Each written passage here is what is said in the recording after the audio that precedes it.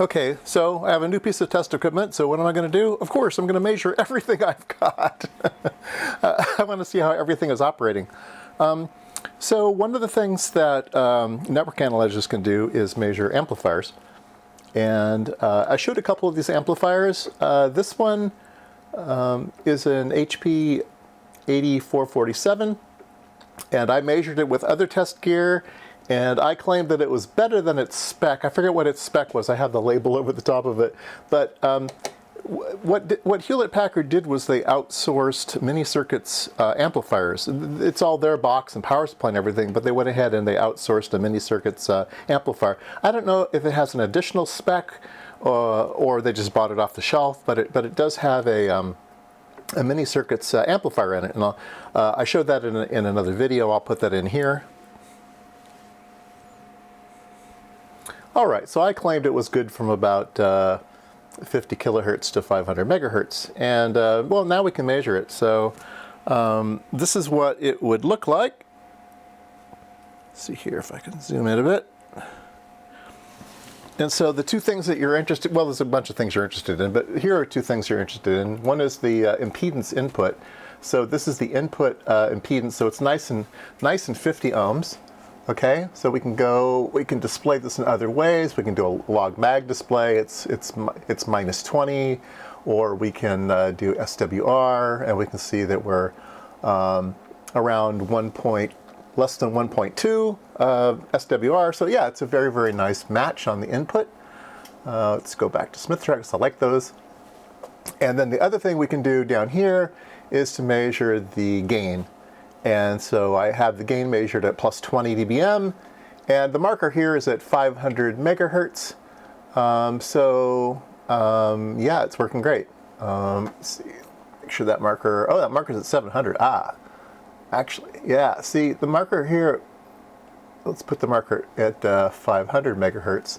So this is what I thought it was with my other test gear, but no, it runs up much further. So I say it's good to about here, which is right around 800.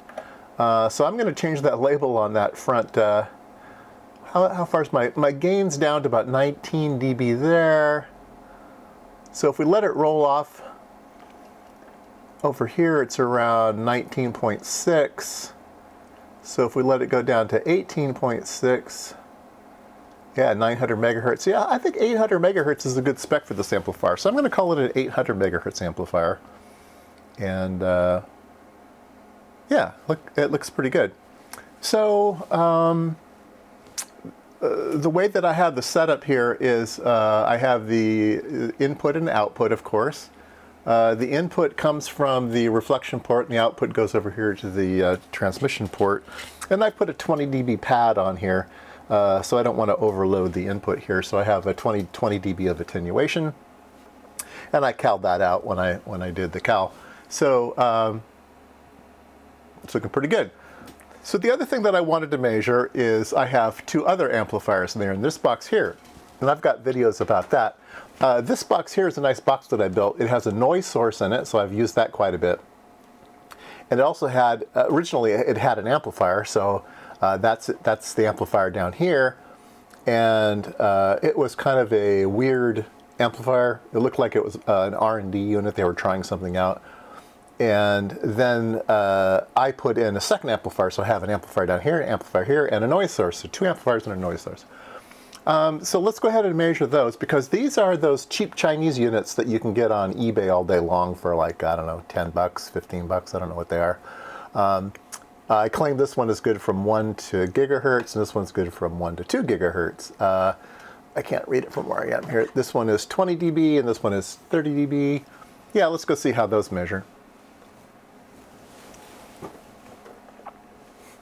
All right, so we're going to test out the top one here, and let's go see how it did. And let's go up here to the Smith chart, and yikes, it's terrible. It's just terrible. It's good at some frequencies, but others are terrible here. So let's display, let's see here, format, let's do log mag. Yeah, it's pretty bad.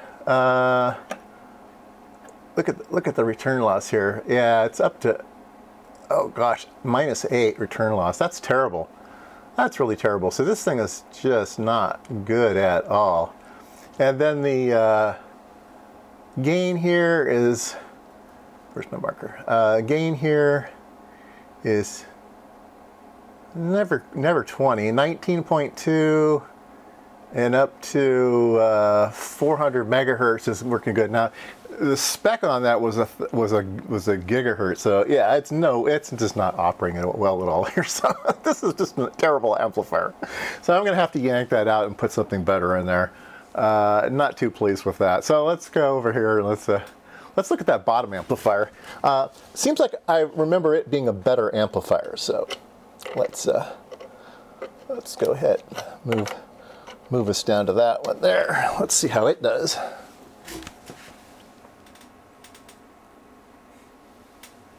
All right, so what's its return loss here is a little bit better. It's nice and flat, a little bit better. Let's look at the Smith chart. Yeah, it's better. Not as nice as that, sorry, not as nice as that mini circuits one, but you know, it's okay, probably for the price point. It's not great. And it is a 30 dB gain. So it is operating good gain here, and then it starts to get the wavies out here. Let's see here. Now it claims to be a 2 gigahertz amp, and there's no way that's a 2 gigahertz amplifier. It rolls off really bad out here, but it's certainly usable. Yeah, it's certainly usable up to 900 megahertz, and maybe at a stretch, a gigahertz, but certainly not 2 gigahertz. Yeah, it ain't getting there. So this one's okay. It's okay, right? Yeah, this is okay for the price point. This is an okay amplifier, but that other amplifier, wow, was it bad? Yeah, it was quite bad.